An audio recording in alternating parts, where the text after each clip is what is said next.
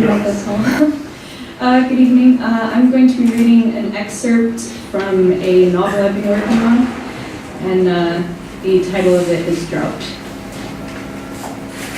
I bought a box of Swisher Sweets, and Paul talked to the Mexican behind the counter about how it's always getting hotter in this town, and why gas was so goddamn expensive, no matter who was in charge.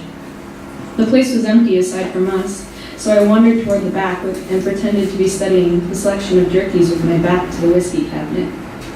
When the Mexican turned to point out which cigarettes were cheapest on the day, really the reservations were best for that though, tax-free and all, I pulled the cabinet door open and a bottle of Jim Beam just happened to fall straight into my bag. It would have been crazy to put it back up now that I had it, and the Mexican wasn't going to lose out because the whole place was owned by big business anyway. They make room in their books for coincidences such as these. Really, I was doing them a favor, keeping balance. Outside, the air was red and bruised by the beginnings of night clouds, and Paul had scored some dope from the Mexican because apparently they went way back, which didn't surprise me. So he sat smoking in the parking lot while the sun sunk between the black mountains like a cracking yellow egg. Sitting on cement bumpers, we discussed planets again, and love in general terms, and the weather and why the whole world is cruel until we could taste the shifting dirt in our mouths. We finished the joint and got back on the highway, heading further westward toward the Agua Fria River, where we were headed for the night.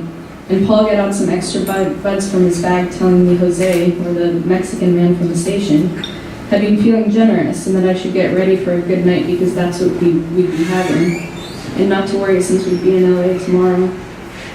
He bought a flask and filled it with black coffee too, but I hated the bitterness in being the sort of charity case that people bought coffee for on long nights. It'll keep your spirits up. I'm never in good spirits, Paul.